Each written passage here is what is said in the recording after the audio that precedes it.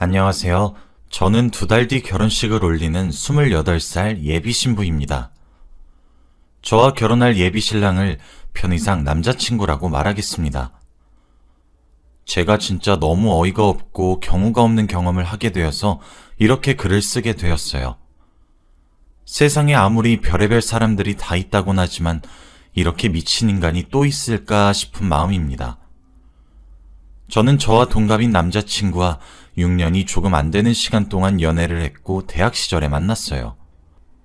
오랜 시간 동안 한결같이 저를 무척이나 사랑해 주어서 현재 저희는 결혼을 앞두고 있는 상태입니다.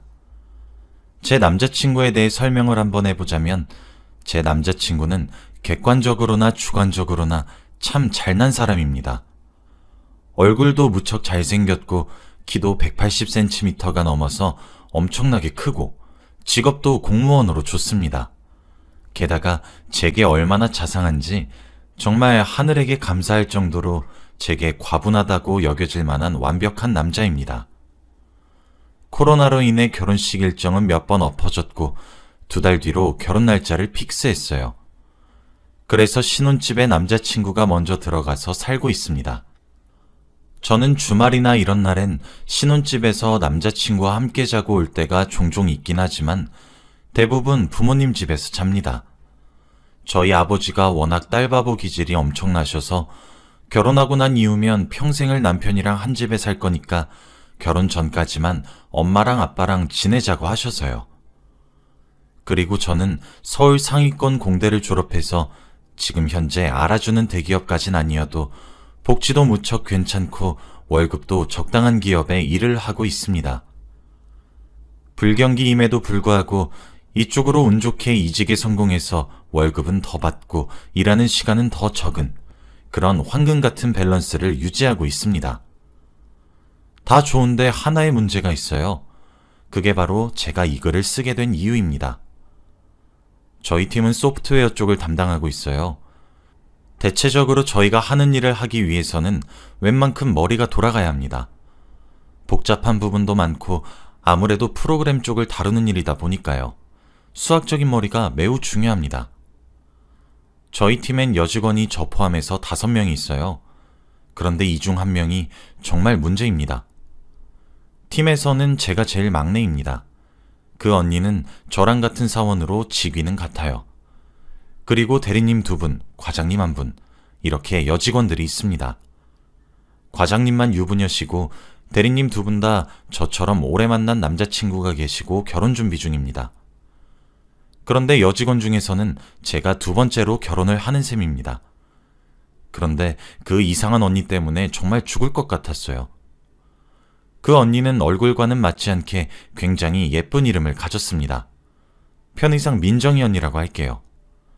민정이 언니는 저보다 2살이 많아요. 올해 딱 30의 나이입니다. 사람이 일을 하는 모습을 보면 티가 전혀 나지 않아요. 꽤나 어려운 프로젝트를 맡아서 하는 모습을 보면 언니는 무척 똑똑한 편에 속합니다. 대학교도 서성한 중에서 한 군데를 졸업했고요.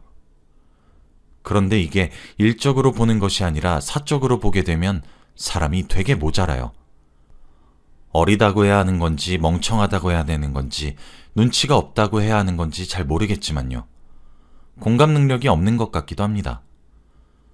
처음에 이직에 성공해서 출근한 지 얼마 되지 않았을 때 좋은 게 좋은 거라고 생각해서 친해지려고 했는데 몇 번 가까워질 뻔하니까 이게 아니다 싶더라고요.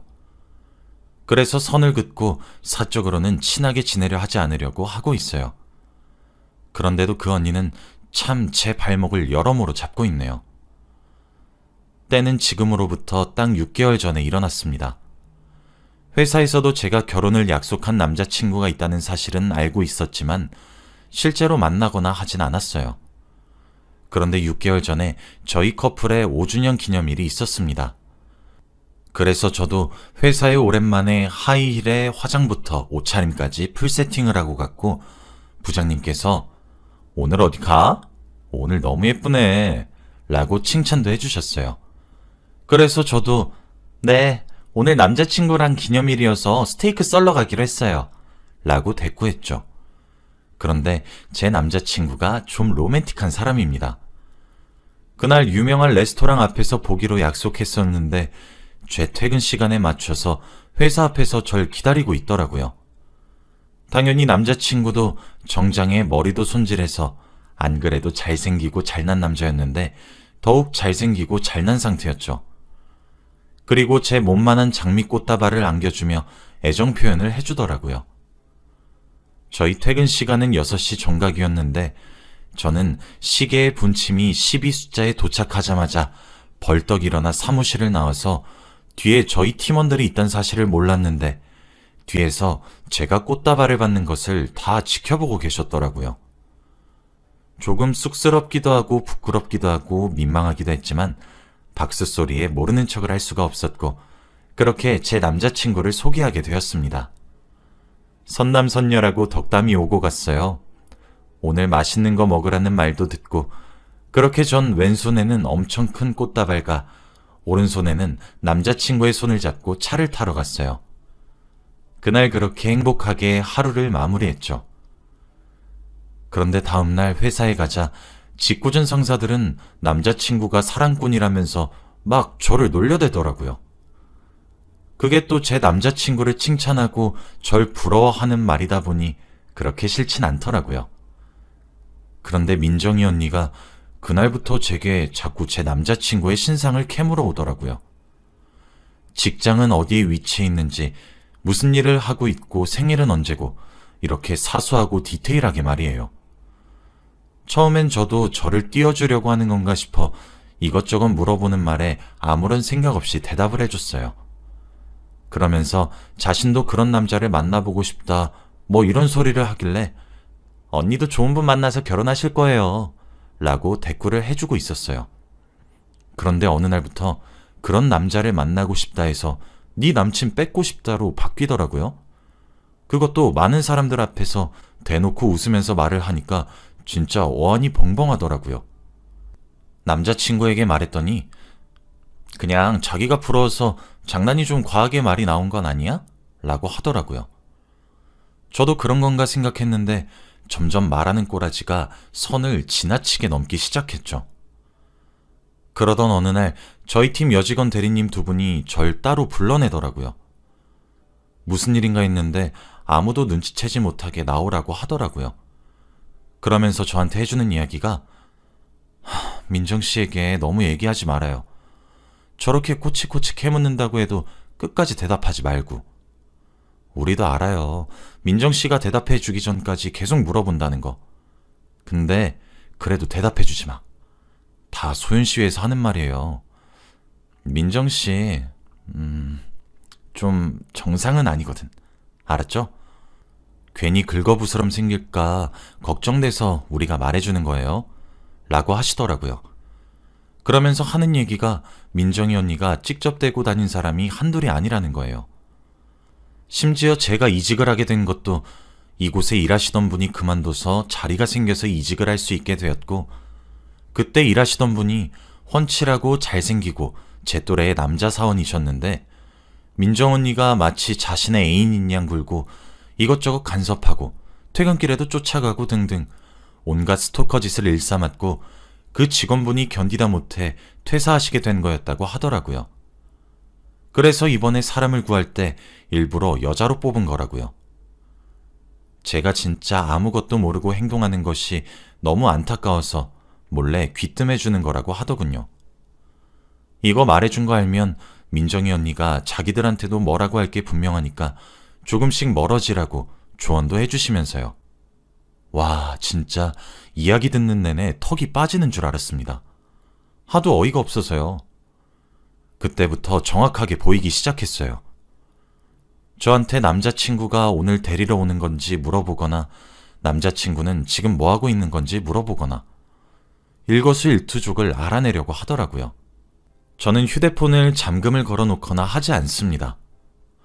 하루는 점심시간에 밥을 먹으러 나가다가 휴대폰을 사무실에 두고 왔더라고요. 다시 돌아가서 가져오기도 좀 그렇고 남자친구한테 나중에 연락해야지 하는 마음도 들고 귀찮기도 해서 그날 점심시간에 휴대폰을 쓰지 않았어요. 그런데 밥을 다 먹고 사무실로 돌아가니 민정 언니가 제 휴대폰을 만지작거리고 있더라고요. 제가 뭐 하시는 거세요? 제 휴대폰을 왜 맘대로 보세요? 라고 하면서 제 휴대폰을 확 뺏어드니까 아니야, 그냥 휴대폰이 신기하게 생겨서 구경 좀 한 거야, 얘. 라고 말도 안 되는 변명을 하고 유유히 자리를 떠나더라고요. 그 이후로 휴대폰은 잠금을 걸어놓고 생활했어요. 그래서 찝찝하지만 넘어갈 수밖에 없었는데 그로부터 며칠 뒤 남자친구가 제게 어렵게 말을 꺼내더라고요. 자기야, 자기 회사에 김민정이라는 사람이 있어? 어? 나랑 같은 팀 언니야. 자기가 그 이름을 어떻게 알아? 진짜 나 내 선에서 해결을 하려고 했거든? 그래도 자기 회사 사람 같아 보이기도 하고 괜히 나 때문에 자기한테 피해가 갈까 싶어가지고. 그런데 진짜 나 어떻게 해야 할지 잘 모르겠어. 남자친구가 그렇게 힘들게 보여준 대화 내용은 정말 충격적이었습니다. 질투심 유발하지 말아요. 소연이랑 만나는 거 다 저 때문이잖아요? 일부러 절 밀어내려고 이러는 거 다 알고 있어요. 저한테 정 떼려고 이러는 거잖아요. 등등의 망상으로 가득한 말들 뿐이었고 그런 말들과 함께 자신의 사진들을 보내오고 있어요.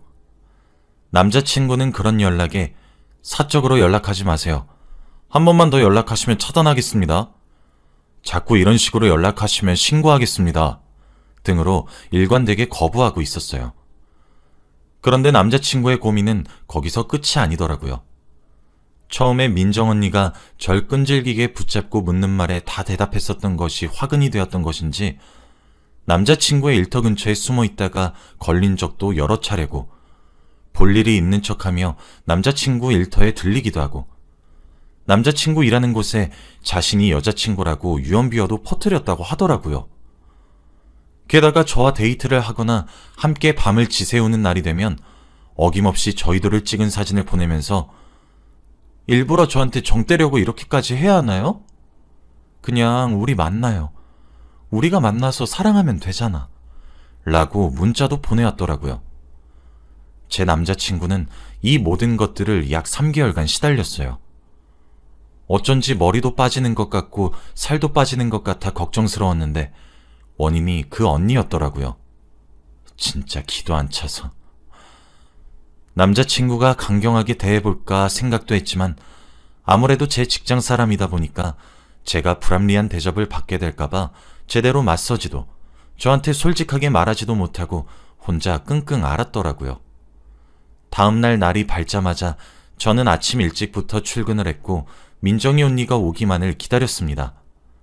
민정이 언니가 출근을 하자마자 저는 따로 탕비실로 언니를 불렀고 얘기를 했어요. 언니, 제 남자친구 번호는 어떻게 알아내신 거예요? 왜 남의 남자친구한테 자꾸 연락을 하시냐고요? 아니야, 내가 뭘? 발뺌하지 마세요. 남자친구가 대화 내용 다 저한테 보여줬거든요? 저한테 보내준 것도 있는데 이거 보셔도 발뺌할 수 있을까요? 진짜 경찰에 스토커로 신고해버릴까 하다가 그래도 얼굴 마주보고 한 번 정도는 이야기를 나눠야 될 것 같아서 얘기하고 있는 거예요. 언니, 저 진짜 많이 참고 있는 거라고요. 그런데 제 말에 언니는 갑자기 낯빛을 바꾸고 눈을 표독스럽게 뜨더니 네가 내 남자 뺏어갔잖아! 라고 사무실에 있는 모든 사람이 다 들릴 정도의 큰 소리를 지르더라고요. 정말 딱 죽고 싶은 심정이었어요. 목소리 낮춰요, 언니. 네가 내 남자 뺏어갔잖아. 왜 나보고 난리야? 소리내어 우는 언니를 보고 있자니 진짜 정신이 돌아버릴 것 같더라고요. 당연히 부장님부터 차장님, 과장님, 온 사람들이 탕비실로 모여들었고 저는 그대로 사라지고 싶었습니다. 민정이 언니는 탕비실에 주저앉아 엉엉 울면서 나 그 사람 아이 임신했다 라고 폭탄 선언을 하더라고요. 당연히 저희 직원들 모두가 놀랐죠. 소윤씨, 이게 무슨 말이야? 소윤씨, 지금 민정씨가 하는 말이 사실이야? 소윤씨 다다음 달에 결혼한다며. 이게 무슨 일이야? 저는 정말 돌아버릴 것 같았어요. 진짜 이게 무슨 봉변인지 눈물이 절로 나더라고요. 부장님의 중재로 직원들 모두가 자리로 돌아갔고 탕비실에 부장님과 저, 민정이 언니 세 사람만 남아있었어요. 부장님은 선뜻 이야기를 꺼내지 못하는 듯 하더니 저와 민정이 언니에게 자초지종을 캐물었죠. 부장님은 제 입장을 좀 더 신뢰하는 듯 했지만 언니가 자지러지듯 임신했다고 소리를 내지르니 주춤하시더라고요. 저는 더 이상 제 평판이 깎아내려가는 것도 싫었고 이딴 거지 같은 루머에 휩싸이는 것도 진절머리가 났어요. 저는 그 자리에서 바로 남자친구에게 전화를 걸었고 엉엉 울면서 자초지종을 빠르고 간결하게 전달했어요. 그리고 이게 남자친구 직장에서도 결혼을 앞둔 사람인데 자꾸 이상한 여자가 있다는 것을 자각하고 있어서 그런지 일하는 곳에서 배려해 주어서 외근을 명목으로 남자친구는 빠르게 저희 회사로 왔습니다. 저와 남자친구는 정말 대체 왜 저희가 무슨 죄를 지었다고 왜 우리가 스스로 해명을 해야 하는 건지 정말 알 수 없었지만 부장님께 그간의 스토킹 증거들과 연락을 폭탄테러 하듯 미친 듯이 한 것부터 하나씩 증명하고 해명하기 시작했습니다. 그러는 와중에도 그 여자는 제 남자친구에게 저 당신 아이 임신했어요. 저 버리지 않을 거죠? 라며 매달리고 있더라고요. 그 꼬라지를 보고 있으니 제 눈이 확 뒤집어져서 미친 사람처럼 달라붙어 언니 머리채를 잡아 끌어냈습니다. 당연히 개판이 된 상황이었고요. 저는 정말 억울하고 열받고 화가 나서 진짜 미치고 팔짝 뛸 것 같더라고요. 부장님은 그 언니가 찝쩍거리는 것도 알고 있었고 원래 좀 모자랐구나 했던 사람이긴 했는데 이렇게 큰일이 벌어지자 입을 다물지 못했어요. 남자친구는 그 언니를 향해 진짜 이제 제발 좀 그만 괴롭히세요. 저랑 소연이 둘 다요. 왜 그렇게 못살게 구시는 거예요? 그리고 제 아이를 임신했다고요? 이건 진짜 명예훼손으로 신고해버리기 전에 그만하세요. 제 여자친구 직장 동료라고 참아주는 데에도 한계가 있습니다. 라고 소리쳤어요. 부장님이 자리로 돌아가라고 했음에도 불구하고 아주 개판이 되어버리니 저희 사무실 팀원들도 다 구경하고 수근거리고 있었죠. 부장님께서는 제 남자친구에게 팀원 관리를 잘 못해서 미안하다고 말씀하시며 그 언니에게 경위서를 제출하라고 명령했어요. 하지만 그 언니가 곱게 그 말을 들었을 리가 없죠. 당연히 싫다고 거부했고 제 남자친구의 다리를 잡고 매달리기 시작했어요. 결국 일은 커질 대로 커져서 남자친구는 경찰에 신고를 했고 대낮에 회사 사무실에 경찰이 출동해 언니를 잡아가는 상황이 나오게 되었어요. 부장님도 팀원 관리의 소홀로 인해 경위서를 쓰게 되었고 저 또한 경위서를 쓰게 되었습니다. 하지만 제 남자친구의 입장도 무시할 수 없었기 때문에 경찰에 신고는 그대로 하게 되었고 남자친구는 스토커로 신고함과 동시에 여자친구의 회사에 자신과의 아이를 임신했단 말로 유언비어를 터뜨렸던 걸로 허위사실로 인한 명예훼손으로 고소도 했습니다. 당연히 제 남자친구는 합의 따위 해주지 않았고 그 언니는 2년의 징역 선고를 받게 되었습니다. 저는 그 이후 공개적으로 워크넷에 제 일의 진행 상황과 당시 상황에 대한 설명을 쓴 글을 게시하였고 저와 내 남자친구의 명예는 지킬 수 있게 되었습니다. 합의를 위해 그 여자의 부모님이 저희를 찾아와 무릎을 꿇고 빌었지만 제 남자친구의 태도는 완강했어요. 그렇게 저와 제 남자친구는 그 미친 여자를 떨쳐내는 데 성공을 할 수 있게 되었습니다. 나중엔 저희 팀 사람들도 제게 다가와서 한마디씩 해주더라고요. 난 저 여자 저럴 줄 진작부터 알고 있었어. 소윤씨 고생 많았지? 소윤씨 정말 미안해. 종종 소윤씨 남자친구 뺏고 싶다 이런 말 듣긴 했지만 다 농담인 줄 알았지. 설마 그게 진담일 줄이야. 마음고생 심했지? 등등 제 마음을 많이 이해해 주시고 저와 제 남자친구의 결정을 존중해 주었어요. 아마 제가 회사 워크넷에 게시한 글에 저희의 피해 사실이 낱낱이 적혀 있어서 그랬던 것 같습니다.